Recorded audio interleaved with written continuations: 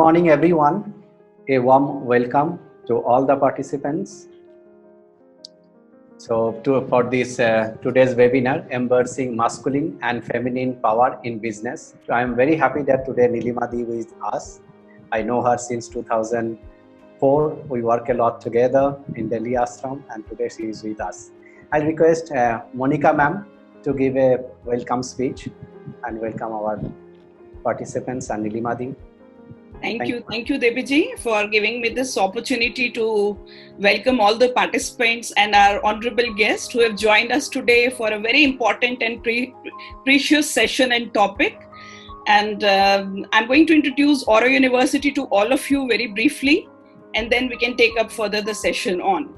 So Oro University, many of you might be familiar to it, but I'll do my responsibility by introducing you all to university. It has been established under the Gujarat Private Universities Act 2009, and it is approved and recognized under Section 2F and 22 of UGC Act 1956 and under UGC Regulation 2003. Oro University is grounded in value-based education and imparts integral learning and leadership, where the body, mind, and spirit are aligned and prepared to embark on a journey of lifelong enrichment of both the individuals and the community and society at large. So as many of you are knowing that Oro University is strictly based on the philosophy of Sri Aurobindo and Divine Mother, based on the four important principles of being: physical, mental, vital, and spiritual.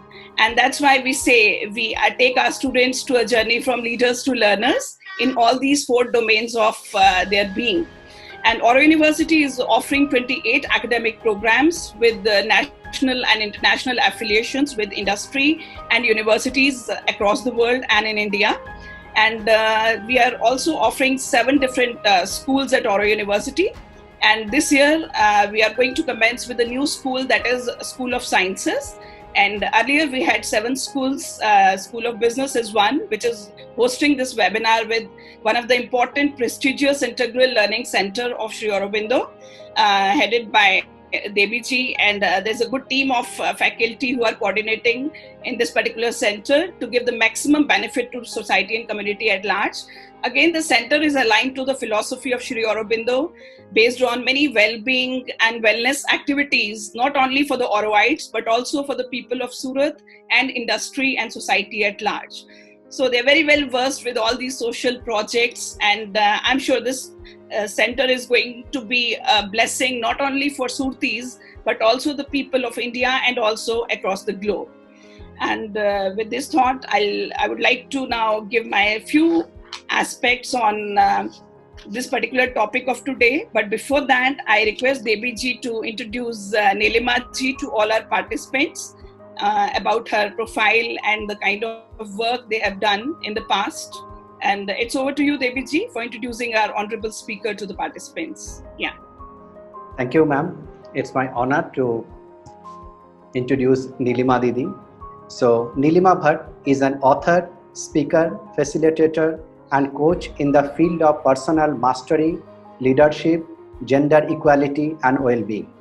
Her extensive and pioneering body of work is encompassed in her 2 books, Shakti Leadership, Embracing Feminine and Masculine Power in Business, and My Cancer is Me, The Journey from Illness to Wholeness. Together, they outline new and cutting-edge, holistic and integrated approaches to leadership and resilience, needed to create a world that works for all. An active supporter of conscious capitalism and women's international networking, Nilima serves on the board of Peace Through Commerce and Mixer. She is currently focused on building the Shakti Fellowship, a global network of women change agents and social innovators who collaborate to create peace, prosperity, and beauty through the exchange of multiple forms of capital. So now I request Nilima Di to give some light on us. Before that, I'll request Monica ma'am to speak something about today's subject. Thank you, Debiji. Thank you so much. And once again, welcome you all on this particular session. I know many of the attendees are still joining us. So once again, welcome on behalf of Oro University, School of Business, and CELSI, Oro University. So as you know that today's topic is quite fascinating and is of everyone's interest. I mean, nothing related to age group, nothing related to gender, nothing related to the demographics where we are sitting at this point in time, whether globally or maybe locally, doesn't matter. But I think it will fascinate each one of us and it will benefit everyone. As you know, the topic today is embracing masculine and feminine power in business. Generally, this is always a debate. And the disclaimer for this particular webinar is like, we have no intentions to get into any debate of superiority of one over other. We have no intentions to demean and devalue the importance and qualities of one over other. The only intention is to come up holistically and to just sensitize each one of us that we are incomplete. When we don't have the balance of both, we are completely incomplete. So it is important to remember that we are talking about two different energies. We are not talking about two different genders today. So no matter what our gender is, we can pull out the yin or the yang. Because yin yang, I think we all understand, one belongs to feminine when it comes to yin, and the other yang belongs to masculine, wherever needed. So there is surely no debate on superiority of one over other or comparison of one over other. We'll surely need both these energies working together in synergy and harmoniously. So they are both required to make the world go around and make business function in the best possible way. Why I emphasized on business function? Because many of the participants, they may be entrepreneurs, they may be students, they may be the corporate professionals, or maybe the future leaders. So it is important for us to take the perspective of this topic from all the angles, not only from one angle, not only from one sector, but holistically, how can we align our sensitization and understanding of this topic in a holistic way. Because in our scriptures also, we heard the terminology from our great grandparents about Ardhanareshwaram. So, which is actually the concept which talks about Shiva and Parvati within each one of us. So I'm sure that with the presence of Nilima ji today, we'll be able to sensitize ourselves about these two concepts in totality, not in isolation. Because if we keep on understanding these concepts in isolation, there'll be conflict, there'll be debates, there'll be discussions. So we'll not reach to any kind of uniformity and a consensus. So I feel that we need to see it holistically, not in isolation, because the beauty lies in holistic, transformation of both feminine and masculine concepts. So with this, I'm going to open the discussion and we are going to make it in the form of a dialogue, because Nilima ji also thought that, just giving the presentation will not bring that impact on the audience and that may not make them understand what the concept is. So we are going to do it in the form of a dialogue between me and Nilima ji, and in between I'll request Devi ji also to take up some questions from the chat box and Q&A section from the side of participants. But largely I feel that in the dialogue we are going to discuss almost every aspect of it. But in case any specific point or question that you would like to understand from Nilima ji, so please feel free to ask that in Q&A box. So I'm going to open the discussion with Nilima ji based on very first question, because as Devi ji in introduction of Nilima ji, he shared about the Shakti Leadership Program. So our first question to you, ma'am, is like, what inspired you to write Shakti Leadership? And that was published in 2016 in US, India, and has gone global with editions in Brazil, Russia, and Israel. So we would like to know the concept behind writing that particular literature and text, and how what was going on in your mind when you thought of that concept, which is very unique within itself. Yeah, it's over to you, ma'am. Yeah. Thank you, Monica. Thank you, Devi, and thank you, Oro University, for inviting me. I'm part of the conscious capitalism movement as a leadership coach and consultant and so on. And as part of that movement, there are 4 tenets that are required for a business to become a conscious business. How can we elevate humanity through business? You can just look this up on the internet. What is the conscious capitalism movement? The 4 tenets are conscious leaders, conscious cultures, higher purpose of business beyond profit, and stakeholder integration, making sure all your stakeholders win when you win, right? So the key of these four is conscious leadership and conscious leaders, because everything else is created by leaders. And if the individual is not conscious and isn't exercising leadership, then everything else will fall apart, right? So when I was looking at all the leadership models that are being taught in the world today in business schools, it's interesting. Most of them have been made by men for men, because it's taking from the previous models of leadership, which is essentially coming out of a militaristic model, right? So you have to kill the competition, business is war, right? So there's nothing wrong with a militaristic model when it's applied in war, when you have to protect your country and yourself. But in business, it's perhaps the wrong methodology. We need to create a far more inclusive, nurturing leadership model, because you're not actually needing to kill anybody. There, it's not a zero-sum game. There is enough to go around. Everyone can win. So we can't come from a scarcity mentality. And so I said to my co-author, Raj Sisodia, he's a professor at Babson University in Boston. He's one of the co-founders of the movement. I said, we need to create a conscious leadership model that is also capable of being related to by women. Okay? It should not only be the way men exercise leadership, but also how women exercise leadership. And within that, it's also got to be holistic. It's got to have our masculine capacities, which is strength and convergence and task orientation and discernment and getting the goals done. But equally, it has to have a balance of feminine leadership qualities such as empathy and compassion and vulnerability, to be able to say, I don't know, can I ask my team, right? The ability to gather as you go, to take your team along with you, to not exclude anyone, to make sure it's an inclusive growth where everyone wins, right?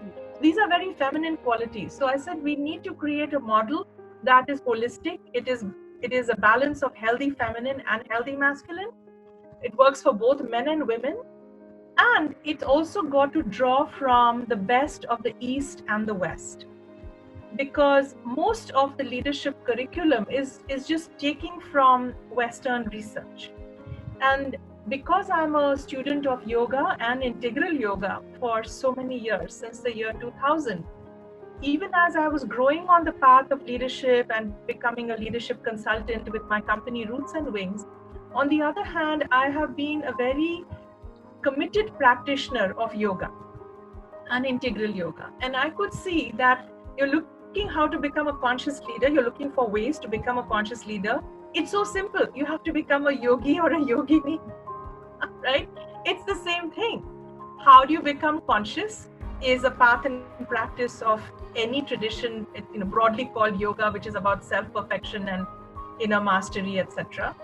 And once you become a sufficient master of yourself, then you also have to know how to apply that to the world around you.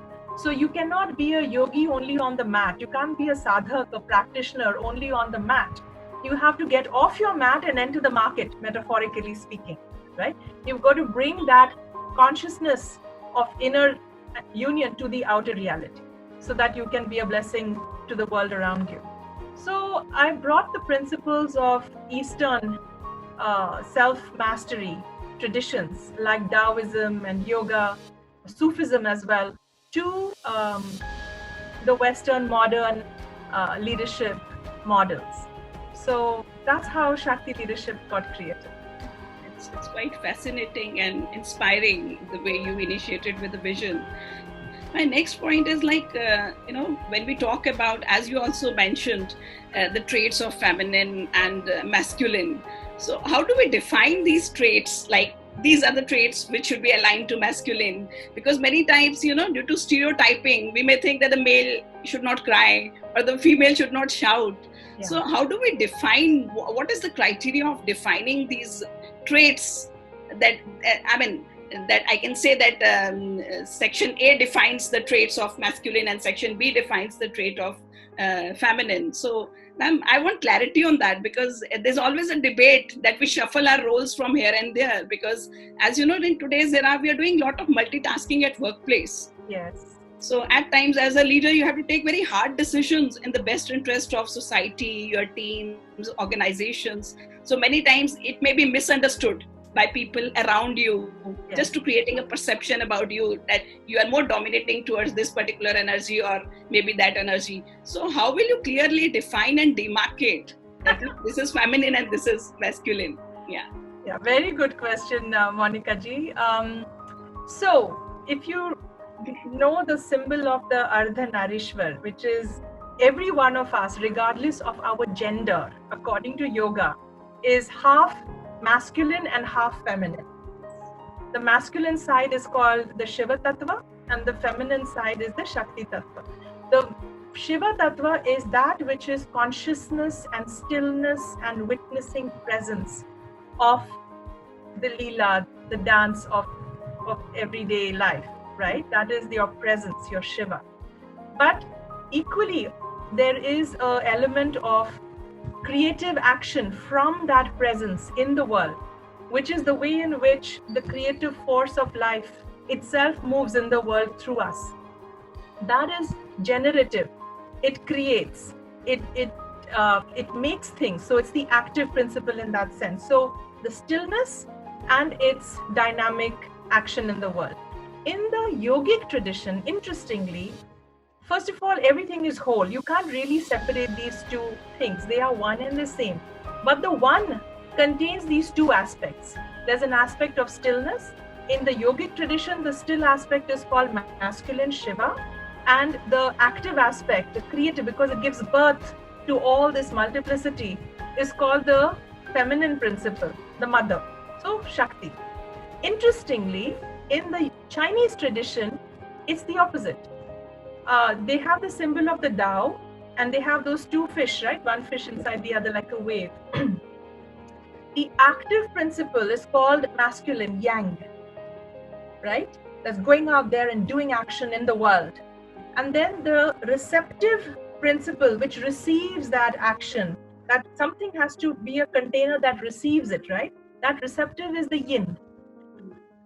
But what's beautiful is they know that you can't be so specific because it's a spectrum, it's a continuum.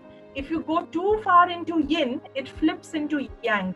So the yin fish contains a little white dot, which is effectively the yang. There is no 100% yin. There's always a little bit of yang in it. Similarly, the white fish, the yang fish, contains a small little dot of black, which is the yin. There's no 100% yang. There will always be a little bit of yin in it. So it's essentially the one element that is everything splits itself into two so that some creative tension gets created like a pole, like a horseshoe magnet, which has got two poles. Only when there are two poles is there an electromagnetic field created between the two, so that when you put wire through it, it generates electricity. Otherwise, it's at all potential energy. If you want energy in the world, you have to create a creative tension between two polarities. So it's actually, your question is a good one, but let us start by remembering, let's not cut this too fine, because if you go into feminine, it'll start feeling like masculine. If you go into masculine, it'll start feeling like feminine, because they are actually one and the same. But let us leverage the diversity. There is a reason for the diversity. There's a reason for the two. So let's not say one is better and let's deny the other. Because then it's like saying, life needs inhale and exhale. So the principle of this life is based on polarity and duality. And right down to saying inhaling and exhaling. Now, if you say yin and yang, I prefer yang and I don't like yin, it's like saying I like to inhale and I don't like to exhale. You'll die. What has happened is, because our society has started preferring one to the other, because of an age of many years, many millennia of a dominant energy given to all things masculine and male over all things feminine and female. It's called the patriarchy. And apparently once upon a time there was a matriarchy as well, prehistorically. I don't have the details on that, but it seems very right for me that both men and women need to go through the use and abuse of power and to understand how to exercise it consciously. I think the time has now come where, regardless of gender, we can see that having given power and overvalued all things male and masculine, and having denied all things female and feminine, or suppressed it, or given it a lesser than status, we are seeing the result of imbalance in the world. So I studied some Chinese medicine when I was with Hong Kong University. It was very interesting for me to see how a Chinese doctor diagnoses a problem. Very simple. You come with a problem as first lens is, what is the issue? Do you have too much yang energy or do you have too much yin energy? And all he then does is give you tools and medicine that dials one down and dials up the other. It's like hot and cold running water to create perfect temperature. So if you apply the Chinese medicine lens to all the problems in the world today, whether it is corruption in politics, whether it is environmental degradation, whether it is social depression, and there's so much happening, it's very clear to see it's a result of too much yang energy and too little yin energy. So regardless of gender, both men and women have paid a big price for having devalued Shakti, right? And the truth is they haven't even actually overvalued Shiva, because if they had done the work of becoming present and still and conscious, very naturally they would have raised up Shakti, right?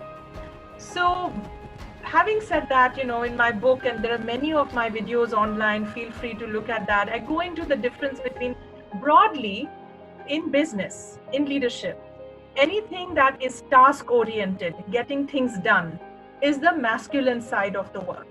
And anything that is relationship oriented, which is about creating the culture in which you take your people along, is the feminine element.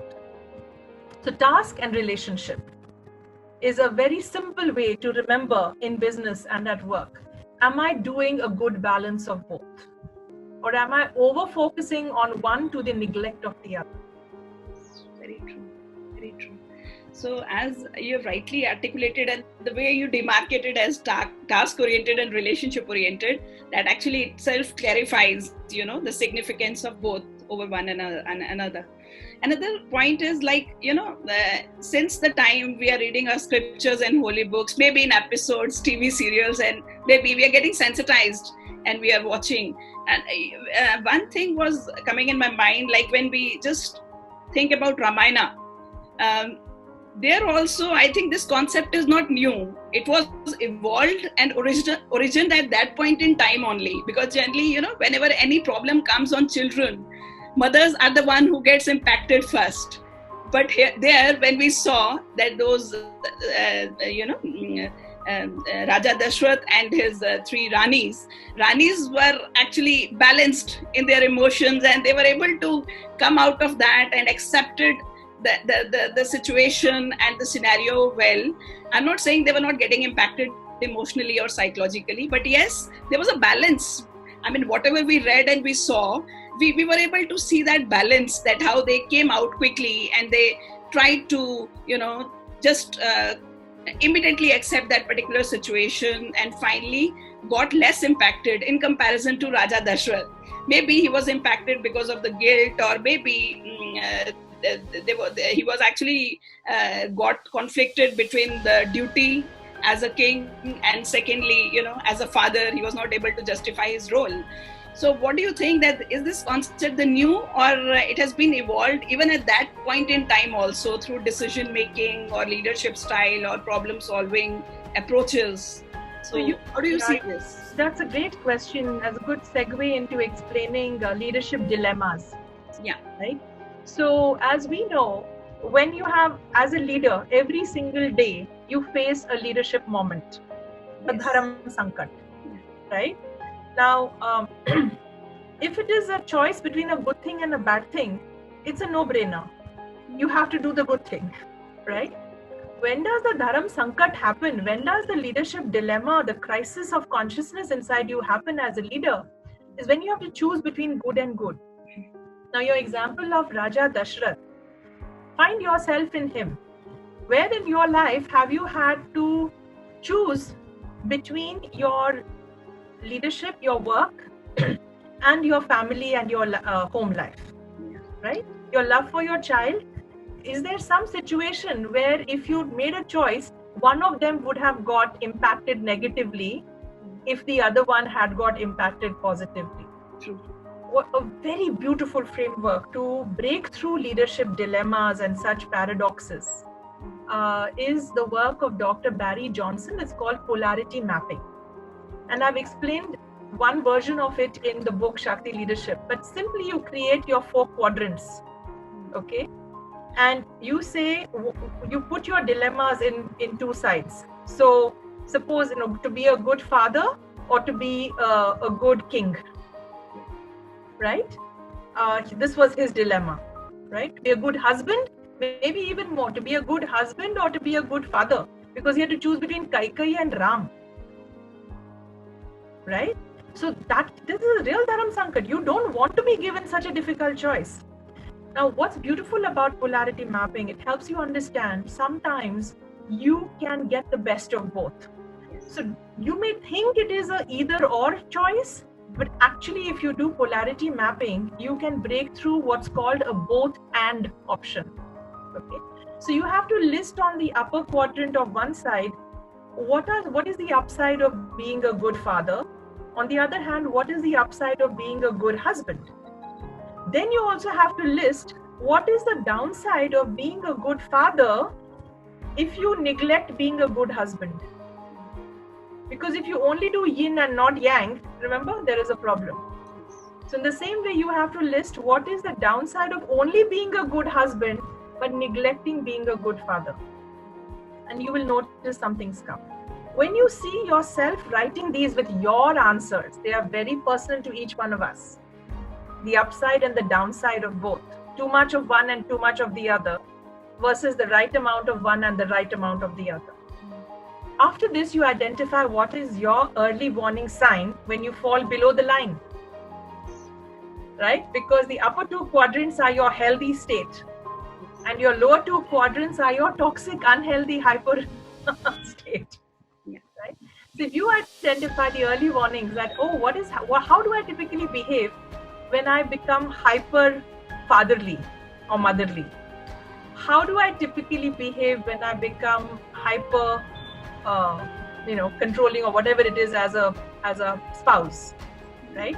Once you identify your early warning signs, you have to move across the line to the opposite better side of the other. So if you're being too much focus on being a father, you have to now dial up being a better husband. Yes. If you're focusing too much on being a good husband, you have to dial up on being a better father, right? And then there is this beautiful inhale and exhale between the best of being a good father and the best of being a good husband. We can role play Dashrath's dilemma today. Yes. And see what we come up with. Yeah. And the next important question is like, how does one find the energy balance? Like if I talk about myself, so how will I come to know that I'm balancing both feminism and the other masculinism? So how will I identify and do self-diagnosis of myself that whether I'm balancing it or there's dominance of one over the other? So it's very simple. Yeah. Very simple. Yeah. When you feel a state of ease and flow with your life, you know you are in balance. The minute you feel a dissonance, you feel a breakdown in your flow, and you fall into what we call loss of presence. Yes. And then you have something to defend, or you have something to promote, or you become fearful. that is a clear sign that you have fallen below the line and you've lost balance, right? Yeah. That's it. It's as simple as that. You're either present when you're feeling in flow and present, you are in balance. When you lose your center, you lose your presence, you fall below the line, and now you have become too much of one or too little of the other. And another important point is, like, it is shocking to see that WHO is keeping the themes as World Anxiety Day, World, Mental Health Day, all these things. And we have started naming because the days are to be celebrated. So I'm sure we are not going to celebrate that World Anxiety Day or World Depression Day.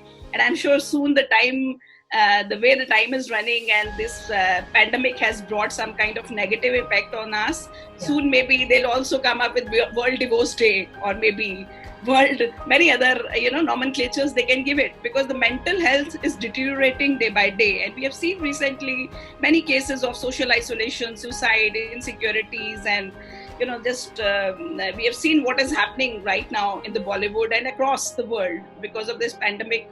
Restlessness and their job insecurities, competition is there, and because everyone started thinking about self, because there's one stage when we are so positive and we can accommodate the interest of others, because now the pandemic has brought all of us in that particular stage wherein we are just thinking about ourselves first, that I should survive and sustain, and then later on I'll see what I have to do for others. So what do you think, how the situation has brought that restlessness, and how much is that imbalance which is visible in terms of feminism and masculinism? So what do you think, what is the important role these two concepts are playing at this point in time? Yeah.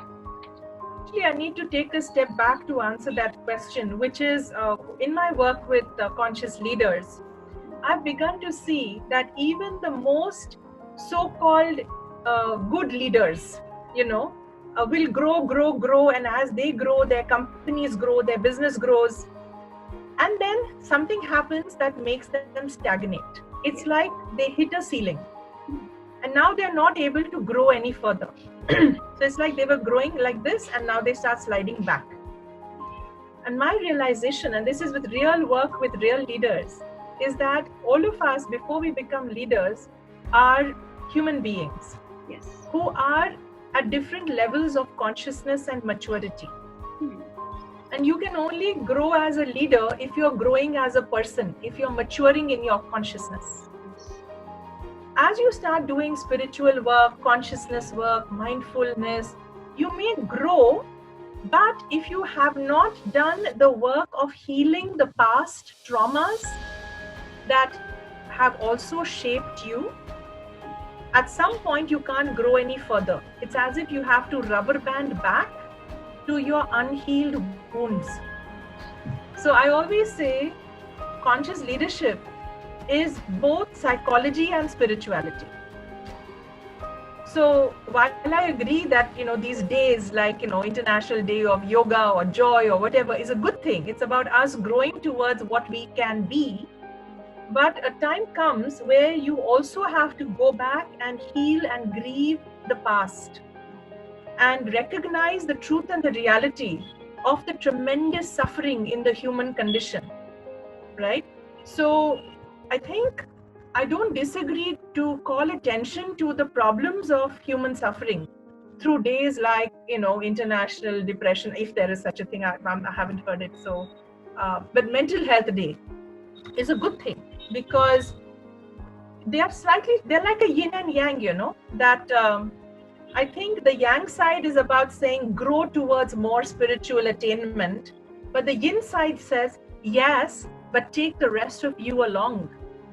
Otherwise, we become split beings. Using Sri Aurobindo Mother's terminology, your spiritual being may grow, but if your vital and your mental being hasn't also been made conscious and capable of becoming more spiritual and more psychicized, you will rubber band back to those unfinished parts, right?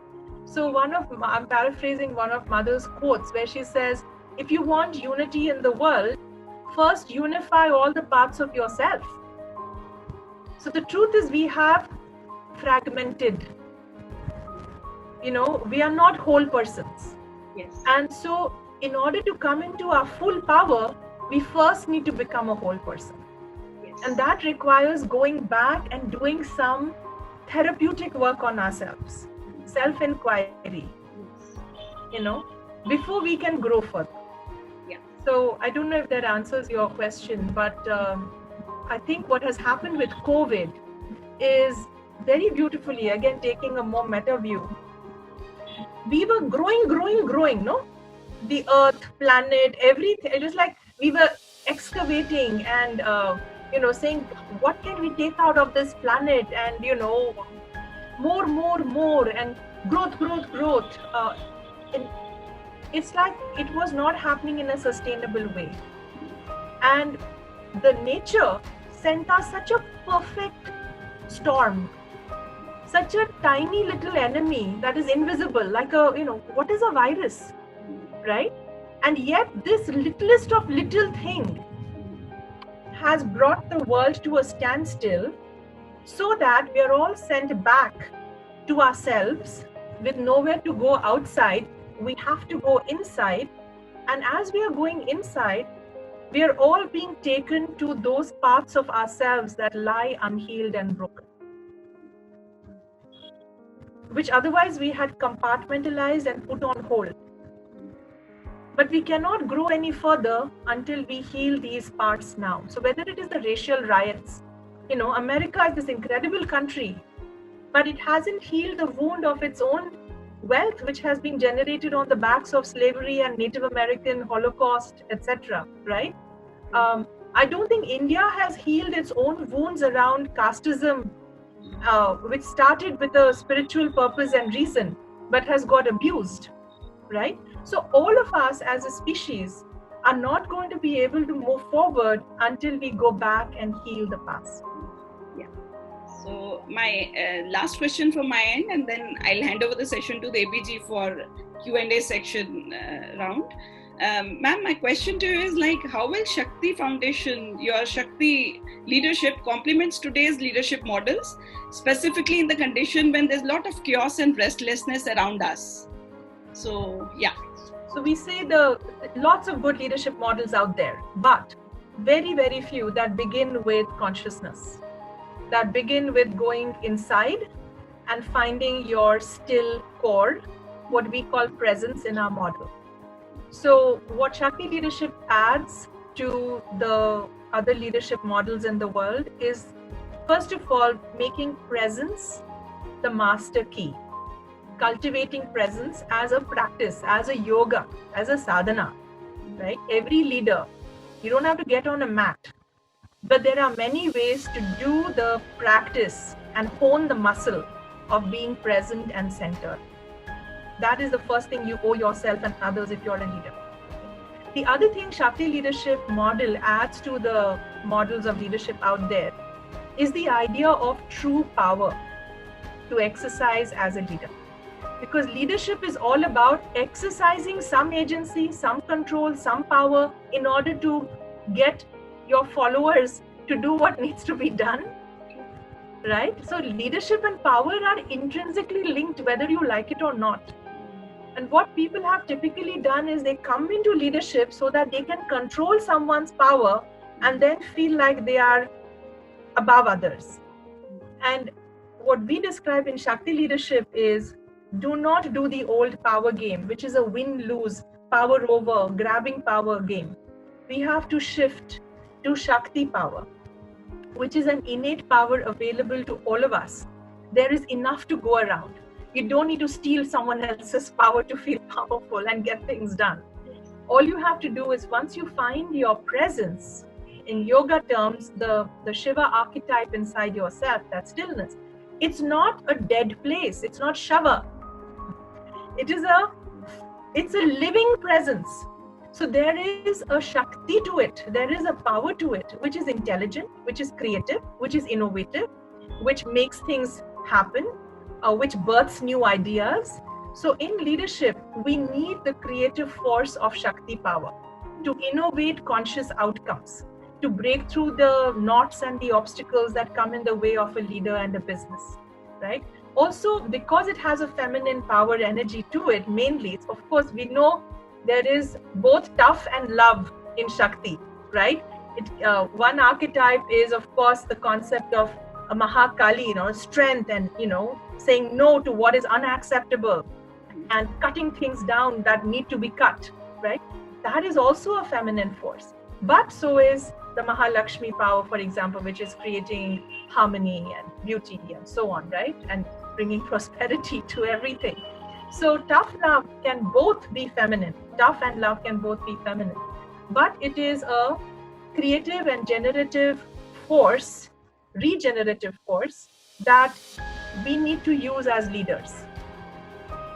Different from the typical old way in which we do power. Right? So I think these are certainly the two ways in which Shakti leadership builds on leadership models out there. First, a leader has to cultivate presence. Second is a leader has to be powered by Shakti rather than privilege. I am CEO, so I'm going to boss over you. I have more money, so I'm going to boss over you. I have a better caste, so I'm going to boss over you. It's none of that. It is, you really stand in the power of your consciousness. That is the only power you have the right to exercise. Very well described. So now it's over to you, Debiji, for Q&A round. Yeah. Thank you, ma'am. Didi, I have one thing. There are a few questions. We can take all the questions. But before that, I would like to ask you that this is a very important topic, I understand. And since the ancient time, our scripture is also trying to give this message to us, like Vedanta talking the same thing through the Purusha and Prakriti. Tantra is saying the same thing through the Parashiva and Parashakti. Even in our Hatha Yoga, they are also saying the Hatha Yoga, it is union between the Ha and the Tha. And Sri Aurobindo is also talking about that yoga and life is not a separate things. You don't need to reject the outer world or your business or your family life. But still, it is very difficult practically to understand and follow these things. So can you make it a little more simple? And another thing is, how do you see the limitation? What is the limitation in the today's business things? Means how do you think it is more or masculine or feminine? And how gradually and slowly we can take the step to improve that and come to a state of harmony or balance? Maybe I wish there were an easy answer. I often say that, I have had to die many times before I could come to any place of peace and ease within myself. So there is no easy way to become a conscious leader and to run your business in a conscious way. We have to systematically go through the death of the ego and all the stuff that is keeping us away from our presence and our truth. And sometimes that is why we do practice such as yoga and self-mastery work. It's work. It's hard work. I'm always surprised that we are so willing to put in hard work to study physics, chemistry, maths, biology, or whatever it is, but we do not spend the same amount of hard work mastering our body, our mind, our thoughts, our emotions, our feelings, our relationships, right? It takes work. That is why, because we don't know how to do the work inside and between ourselves, we have such breakdown, we have depression, we have suicides, we have divorce, we have conflict between brothers and sisters and families for money or whatever it is, right? Because essentially we have lost. So any problem you're facing, please ask yourself, how is it a result of having lost touch with myself? How is it a result of having lost touch with others?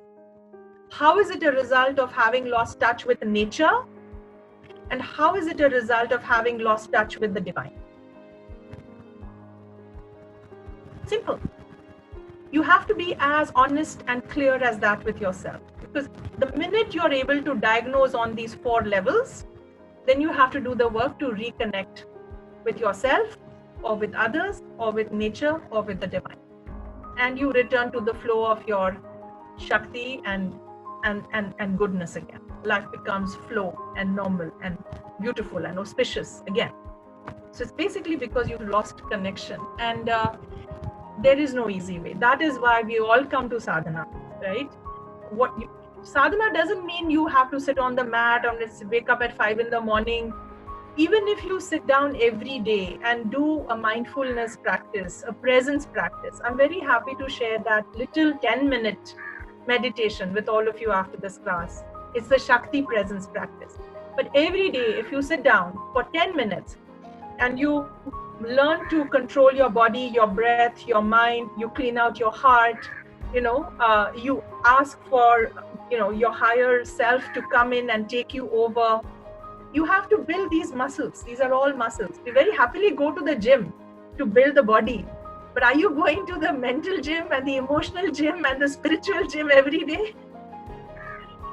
If you want to live truly a good life, I love my Guru Swami Shivananda saying, he says, eating, sleeping, drinking, a little laughter, much weeping, is that all life is? So don't die here like a worm, wake up. So there is no easy way. We have to put in the work. Anything worth having has to be earned.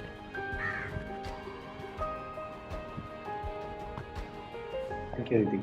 We can take few questions. One question from Alberto Havrio, that is it necessary to choose whether you are masculine or feminine to have a progressive business, or it is lies on one's skills, character, and know how to of an individual?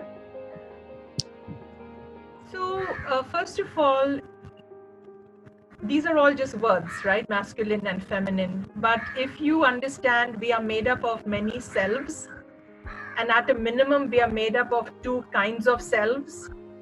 And that in order to come into our wholeness and our integral nature, we need to unify these selves. Don't worry about the language. Understand the selves within and the primary polarity. One is an active self, one is a receptive self. One is a still self and one is a creative self, right? If you learn how these different selves inside you act, and you understand you have to practice all of them, you have to master all of them, and you have to be able to then act from each one as needed. So maybe a better example is, I say we have to become the wise fool of tough love. This is the Mahavakya of the Shakti Leadership Upanishad. Okay, at the end of every Upanishad, there is a Mahavakya. And you have to remember, Tattvamasi, right? Aham Brahmasmi. So the one phrase or statement at the end of studying Shakti Leadership Model is to ask yourself as a leader, am I the wise fool of tough love? Do I know how to be wise, which is accessing my parent self, my elder energy? Do I know how to be foolish, which is accessing my child self? So parent-child is one polarity, right? I have to know how to have access to both. My child self brings me creativity and wonder and innocence, and not take myself seriously. How to be vulnerable. These are very important qualities in a leader. So I have to be wise and I have to be foolish. Equally, I have to be tough and I have to be love. I have to know how to access my strength, my discernment, that tough energy to say no, etc. And equally, I have to know how to be loving, nurturing, compassionate, empathetic, right? So if you really want to become a whole person, you have to become the wise fool of tough love. And in any leadership moment, any dharam sankat, any dilemma you find yourself, the way out is to stand in your presence in a non-attached place to any of these four, and then understand, what does this moment need? Should I be wise? Should I be foolish? Should I be tough? Should I be love? There is no fifth need, because according to the yoga tradition and many other traditions, this is called the fourfold self: wisdom, strength, harmony, perfection.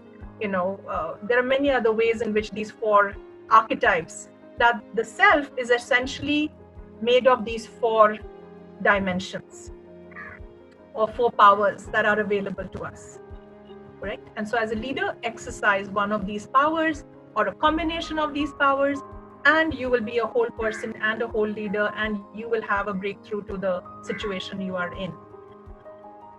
But one more point I want to make is, all of us will have a preferred archetype. Like this, yes, we're all equal. Yes, we have all potentiality within us.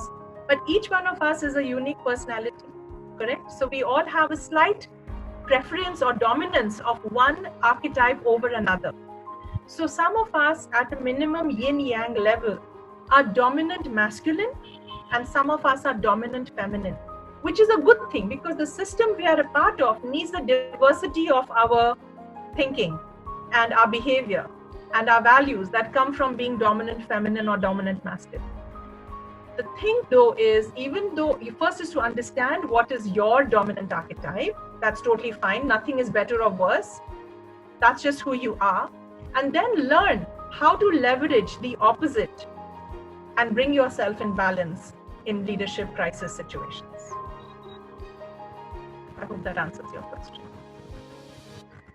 Our next question is, Didi, from Prasant Kumar, how to control hyper mind? Presence, presence, presence. So whatever you call your mindfulness practice, essentially there are tools and techniques where you can sit quietly and use the body, the breath, or the mind to withdraw from the ordinary consciousness, right? If you get on the mat and you do, even 20 minutes of really good asana, your mind has to be with you. You cannot have a mind running around in hyper because your asana won't come, right? Similarly, if you sit and do very good breath work, you notice how you're inhaling and how you're exhaling, and you're able to harness your breath and focus on your breath. You can't have a mind running away because your mind has been told to pay attention to your breath. Equally, you can use imagination of creating a liquid lake out of your mind. Imagine it as a high mountain top, a liquid lake, crystal clear water, no ripple on the surface, no turbidity in the water. You can look at yourself and see your reflection. So there are so many techniques through body, through breath, and through mind, which are techniques that have to be practiced. So as with everything, did you get on the cycle the first time and cycle without falling? No. You had to get on the cycle many times before you stopped falling. So it takes practice. So if you want to control your hyper mind, use any good practice that suits you, that you like, and learn to control your mind through your body, through your breath, or through your mind techniques. There are many out there. I think, Didi, now we can go through your meditation, 10 minutes meditation. Yeah. Arey wah, okay. We're going to do a presence practice. Yeah. Super. Super. So everybody, take a nice deep breath. Keep your feet on the floor and your spine straight. I'm going to take you through the Shakti presence practice. Squeeze and release all the body parts. Let's start with the face and the neck, scalp. Make everything tight and release. Breathe, and now squeeze the torso tight, the arms tight, make fists with the hands, stiffen the rib cage, tighten the belly, the buttocks, and release. Breathe into the relaxation. Moving the tension into the lower body, so squeeze the thighs, knees, calves, ankles, feet, toes, curl them in tight, and release. Nice deep breath. Flush your breath from the top of your head to the tips of your fingers and your toes, and let the body relax. The relaxed body is the first signal of presence. Be relaxed. Second signal is an even breath. So bring your attention to how you're inhaling and notice how you are exhaling. Just notice how you are inhaling and how you are exhaling. Let the breath naturally become rhythmic. Breathe into the belly, make it soft and balloon it. And then exhale, crumple the belly, drop the chest. Continue this inhalation and exhalation to notice your even breath. The third signal of presence is a clear and calm mind. As you half close your eyes, use your imagination to turn your brain into a liquid lake. Imagine it's high on a mountain top on a beautiful sunny clear day. The lake of your mind is clean and clear and calm. It's fresh air everywhere, and yet the lake of your mind has no ripples, no moss, no turbidity. Be grateful for a crystal clear, calm mind.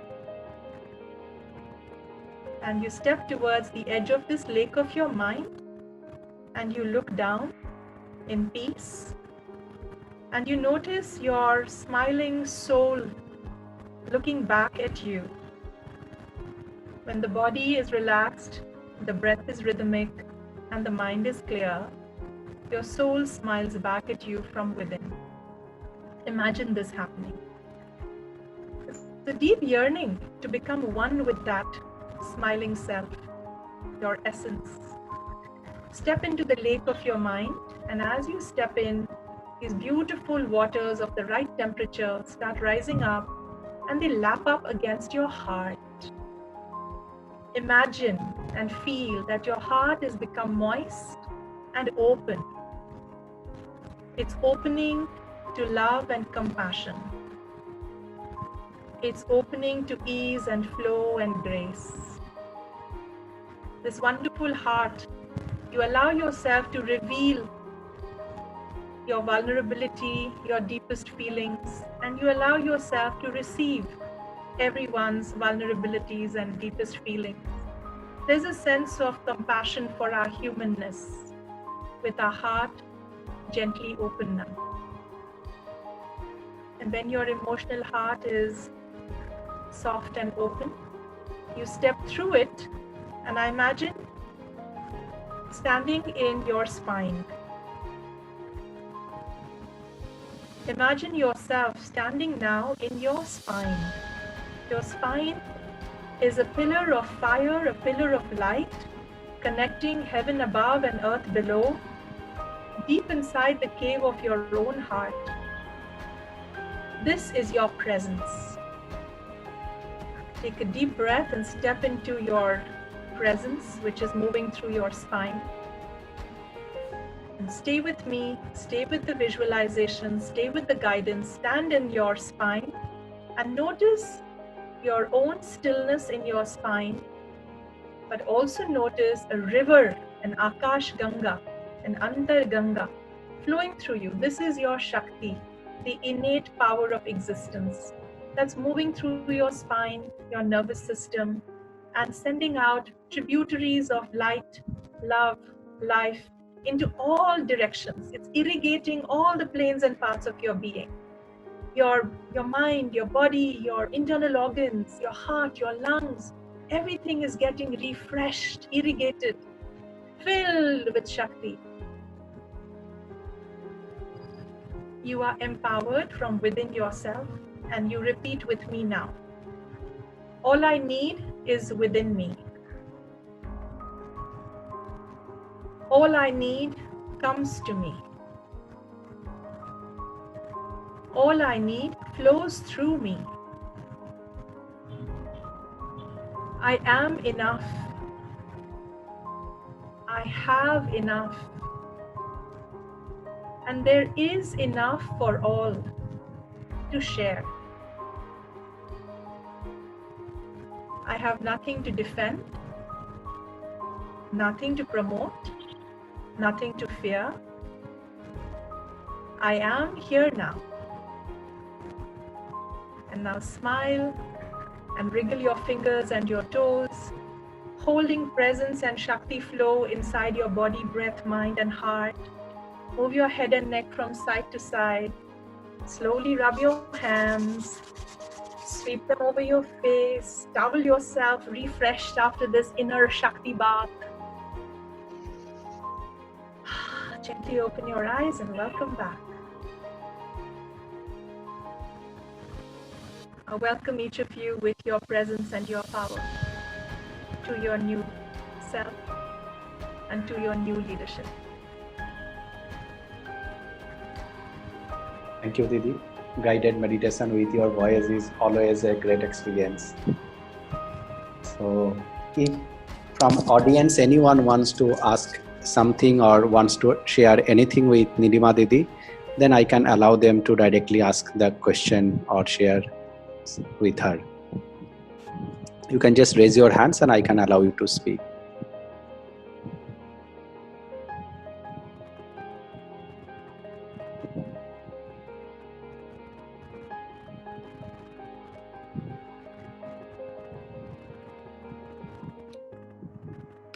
Yeah, Debiji, there's a hand. Yeah, Alag Bharti ji. Yeah. Yes, Alag Bharti ji, you can speak. You can unmute and then you can speak. Yeah. Hello, am I audible? Yes, you are audible. Yeah, actually, just usually one concept is running in the world, particularly corporate world, work-life balance. That is, can you just focus on this part? What do you understand by the work-life balance, or the work itself a meditation? If you do with the proper attitude, if you do that way, it becomes the meditative way to do the work. Just please. Oh, you're absolutely right, Alokji. I think there are work-life balance is a way in the ordinary corporate world to help people live a little more balanced life because of the crazy way in which we are burning ourselves out, right? With too many targets, and we're dying of heart attacks and cancer and all kinds of things. So yes, people are being told, don't burn yourself out and work full time. Make sure you balance it with a good family life. Make sure you give time for your own health, your gym, your diet. Make sure you have good family and friend relationships. Make sure you go on holidays enough. So people at work are being told to balance their lives and not become unidimensional beings. But for those of us who do any kind of sadhana, Sri Aurobindo's line that all life is yoga. So there is no work and no life. All life is yoga, which basically says, first, I'm going to find my inner stillness and presence. And from there, I will be called to work when it's time to work, to be with myself when it's time to be with myself, to be with my family and friends when it's time for that. I will be able to calibrate my life and seamlessly flow through my life when I am present. And everything, whether it is the work I do that earns me a living, or the volunteering I do, or the way I show up as a father or a mother or a colleague, everything becomes an expression of my soul purpose, right? So, Sri Aurobindo would say everything, just remember and offer. I think that's also Mother's line. Remember that every single thing has to be offered as a divine act, like bring the divine as your partner in that. So remember and offer. Second is, first is all life is yoga. Second is remember and offer. And third is, I would add, divinize everything. There is nothing called this is sacred and this is not sacred. Yeah. A time can come where even the way you're eating your food, or even the words you are speaking in each moment, is coming from a yukti, is coming from being in a state of contact with your higher self. Yeah, thank you very much. And in addition to Nilima ji, I would like to add one point over here, as you very well described it. Many times we are stuck up. What should we do first? Should I see my son first, or should I see my boss first? Should I be there in the organization and system? Should I compromise on my family life? So I think that the sense of prioritizing, so how to prioritize the life is also one of the lessons that we have to learn. And it's a part of yogic study only, when we have to prioritize something in life. And many times, even prioritization may be sounding easy, but it's very, very difficult, because it itself is a big concept. What to prioritize, how to learn the art of prioritizing, It's not just taking one over the other or comparing one over the other. What is more important to me, and shifting my thoughts, shifting my emotions, and shuffling from one role to another role. And that's why 6 thinking hats, de Bono's, I always appreciate that concept when it comes to, problem solving and a structured way of thinking. Yeah. So I think that makes the life easy. Such kind of principles, I'm sure whatever you shared with us from Shakti leadership are the structured ways which saves our time. Because, thinking is so unstructured that the whole life I can think of one question. And even today also, I didn't get the answer of who am I, right? Every day I ask myself and I see a very different person in me. So I think there's need to mastery on the concept of prioritization also, so that we should not create any guilt that I compromised on my family life and I gave more time to my workplace. Yeah. So I think all these concepts are very important, and we just do whatever our heart says and whatever we think is intellectually right. And we're conscious of decisions, what we are taking in life. So I think that consciousness will make our life easy once we are more conscious of that. What is more important to me? I mean, I'm not saying what is more important to me in terms of that I own that particular person or I own that particular organization. Means in terms of prioritization, which needs my most important attention. And there are certain life events which can be postponed, which may not be needed at this point in time. I may postpone it. Maybe not today. I can convince my son tomorrow for that thing. And I can prioritize my tasks because my organization needs me at this point in time. So I think the problem is not in, just being the part of organization. The problem is like, we talk a lot about I'm the part of organization, but do I own it emotionally, physically, psychologically? So owning something is very important, where many of us lag, because we say that I'm very loyal to you, but am I owning you? Am I owning your mental health? Am I owning your emotional health as a team, as an organization? So I feel that the prioritization plays a very important role in this particular process of, being in one state or being in another state. So what do you say on this? Yeah. When you say the word prioritization, it basically means exercising self-discipline. Yes. Correct. And therefore, when Sri Aurobindo says yoga is any methodized approach to self-perfection. Yes. That we can go through life without discipline, and then we can just be like a cork bobbing on the ocean, or someone chasing a ball around a football field. Yahan gaya to udhar jao, wahan gaya to udhar jao. The whole point of self-mastery and self-discipline is to be able to control your mind, control your emotions, control your body, and this requires practice. So prioritization is you can't get to the state of ease and grace and flow by accident. Right? It takes hard work. So that is a very beautiful masculine energy, I would think. You can even call it Ma Saraswati energy. The dedication and the discipline to sit down and cultivate your own perfection, whether it is how you prioritize, how you structure, what are you giving your attention to, right? And having control over all these different parts of yourself. Only once you control them and discipline them and perfect them, can you surrender them and offer them to become a higher instrument of something, right? So yeah, nothing comes without practice and discipline. So and much of that early work is your masculine side. Yes. So I was saying, yes, take your, always use your mind, but make sure you take your heart with you. Yes. Don't lose sight of the heart, that's all. But yes, in this world, we need discernment, viveka, we have to prioritize, we have to do so many things with a good, sharp mind. That's why we go to school for so many years to train that. Yes. But unfortunately, we also don't learn how to train this and this, right? So, yeah. Everything begins with a disciplined life. Yes. Devi ji, any further question?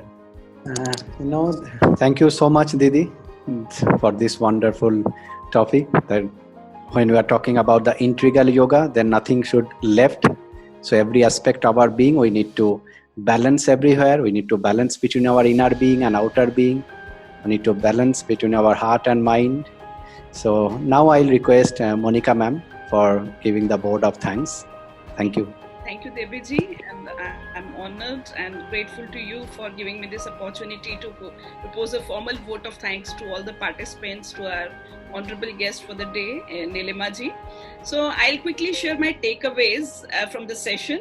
I feel that our goal as professional human being is to learn how to leverage both of these energies. This is what Nilima ma'am was emphasizing. I heard twice or thrice the statement from her that we need to learn how to leverage both of these energies functionally in the various domains of our life and as leaders and teams in business as well. So I think it is high time to recognize and respect the values these traits can bring to organization and workplace by keeping our egos aside, because most of the time in life we carry our heavy ego baggages, and because of which we are not able to see the other side of it. We are not able to see the positive side of it. So with this, Nilima ji, I know this 1 hour session is not sufficient enough to sensitize all of us about this particular topic, but I'm sure I am a better person now to get clarity on these two aspects, which I just use it as opposites to each other. But now today, after your session, I'm not seeing them as opposite. I'm seeing them as synonyms to each other, which are very much aligned within us as a human being, as an individual, and as a person. And beauty lies in wholesomeness of this particular concept, not in isolation, but holistic development and growth. So with this, on behalf of Oro family, I once again thank you for your precious time. I know you are very much preoccupied these days, and every day you are aligned to many sessions, and you are doing a great job and a great social work of sensitizing people, and this is what is the need of the hour at this pandemic time. So surely once Oro University will open, we'll have a big, maybe 5 days workshop on this, and we'll surely invite people from the city so that everyone should get benefit out of your competency and specifically from your Shakti Foundation. So with this, once again, I heartily thank you on behalf of Oro family, and also to all the participants who have joined us from various spheres of their life. I can see many of them are academicians, some industry people and teachers, professors, and some of the students have also joined us. So to them also, I heartily thank you for your precious time that you have spared for this particular webinar. And we'll surely be in touch with Nilima ma'am, and in case few of your more questions are there, which you are introspecting at this point in time or maybe post session, you please share it with us on Oro University, and we'll pass it on to Nilima ji. And we'll also share, if possible, her contact details with you with her permission, so that you can directly connect Nilima ji for any kind of training programs or maybe such kind of workshops with your own teams to bring your organization a better place to stay and a better culture to live. So I think with this thought, once again, I'm so thankful to you, and have a nice day, and please stay at home. Still, lockdown is not over. So let us abide and follow the rules which have been imposed on us in the best interest of the society and humanity at large. So with this, once again, thank you. Thank you, Nilima ji, for your presence. And thank you, Devi ji, for giving me this great opportunity to handle this session, because generally I always done the moderation for technical sessions. So this session was very close to my heart, because I believe too much in life skills and soft skills, and I am not a practitioner of that. I'm still a student who is learning, the way of life and the way of yogic life, specifically aligned to Sri Aurobindo's and Mother's philosophy of holistic and integral approach to life. So with this, once again, I thank all of you for being here with us. Thank you. Thank you, Devi ji. Thank you, Nilima ma'am. Thank you, ma'am. Thank you, Nilima di. Such a wonderful job, Monica and Devi. Thank you. Thank you. Thank you so much. Yeah. See you soon, ma'am, in the campus. Yes, look forward to coming to Surat. I've never been. Yeah, please do come and do join us. Thank you. Thank you. Thank you.